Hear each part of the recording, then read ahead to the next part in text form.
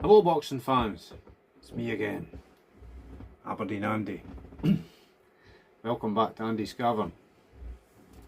I was talking earlier about Krassyuk, Usyk's manager. There's a couple of things I forgot to say. One of them was how he rates. That's not me breaking wind, by the way, it's my creaky chair. There's been people saying I've been breaking wind on my channel. No, I haven't. It's my creaky chair. Maybe I get a quieter chair or just stand up. This time of night I'm getting tired though, so sitting is the way to go. Sitting, that was no H in it.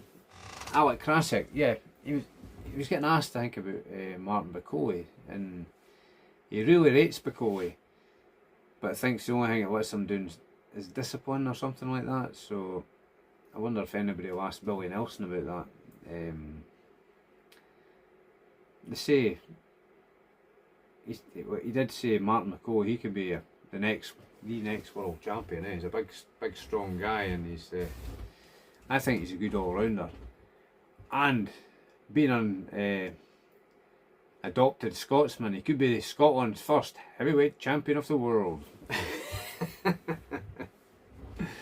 So we'll wait and see. But I do like Bakole. It's one of my favourite heavyweights, I would say. Though I'm not biased in any way. When there's a fight on, it doesn't bother me who wins as long as it's a good fair fight. But you've got to rate Bakole. I mean, he's unlucky not getting the fights he's probably wanted. He could have been further on progress wise in his career by now if people had the fights he'd been trying to get, he'd actually got them. But he absolutely smashed Tony Yoka. He took his over, didn't he? And he took the last guy he fought in America. His name, I tell you, it's getting late and I'm getting tired. My memory ain't so good when I'm tired. Anderson, Jared Anderson in America, he absolutely went through him and smashed him, took his over as well. That fight probably came a wee bit early for Anderson, but it was a good fight while it lasted. But Bakole certainly went right through him, didn't he? And he's always, I see him getting interviewed in TalkSport, Bakole, he's always cheery and happy. And he comes across as quite a nice guy. So we'll wait and see. Let's just hope he does well.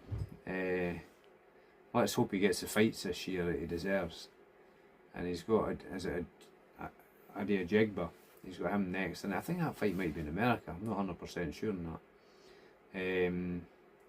And I also seen Sean Porter getting interviewed. He said he'd been sparring with Conor Benn. But I mean, Sean Porter's I think about 37 now. I don't know when he last fought. But he said he embarrassed himself. He only managed 3 rounds. But he seemed to speak highly of Conor Benn.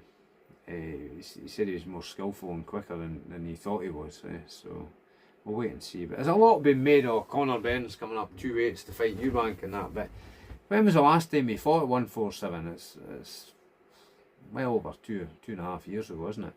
He's been fighting at 154, so he's only really coming up 1 weight, isn't he? So we'll wait and see.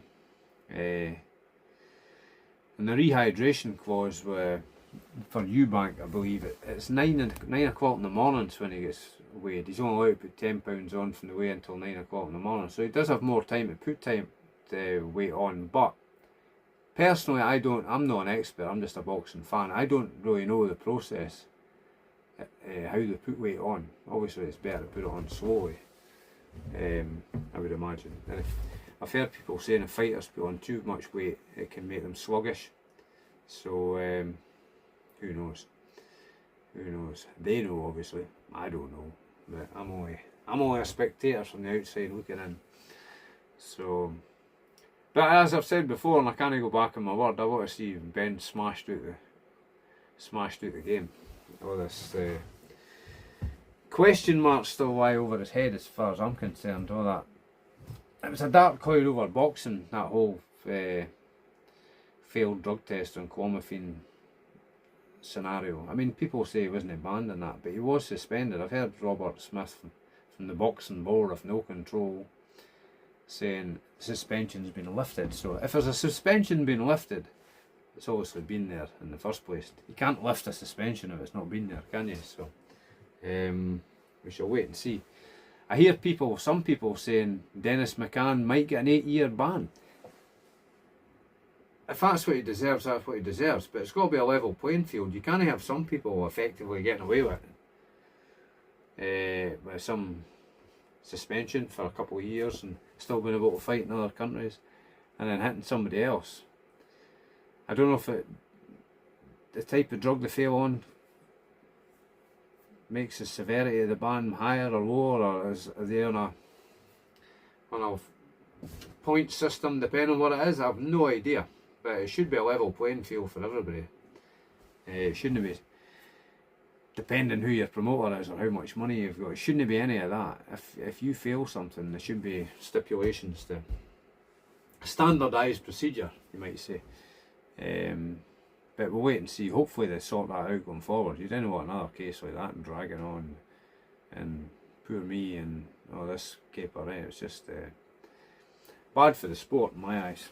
Bad for the sport. But what's Conor Benn won? He's not even won an area belt, isn't it? Has he? So he's got this big hype train surrounding him. Eddie Hills saying that he's a world global superstar or something in boxing. So where does that come from? Is that? That's Eddie Hills in his eyes, isn't it? So I think most fans can see through that. The casuals probably think he's a superstar, but if he was called Connor Smith, well, he might be from the famous Smith brothers in Liverpool, as Borky would say. No, if he was Connor McDonald or something like that, he wouldn't be. There wouldn't be the same hype around him. It's because he's Nigel Benn's son. You could say the same about Eubank, but at least he's been there, done it. He's fought at world level and mostly come off second best. I think he has won IBO belts at middleweight and possibly super middleweight, but he has done a lot more in the game than Conor Benn. But I think he's 35 or 36 now, Eubank, isn't he? So he's wearing on a bit. And to be honest with you, that last fight he had, it might have been ring rust, but I thought he looked a wee bit weight drained in that fight. But then he'd been out for a while, so hopefully he comes in good condition. And they both leave the ring healthy.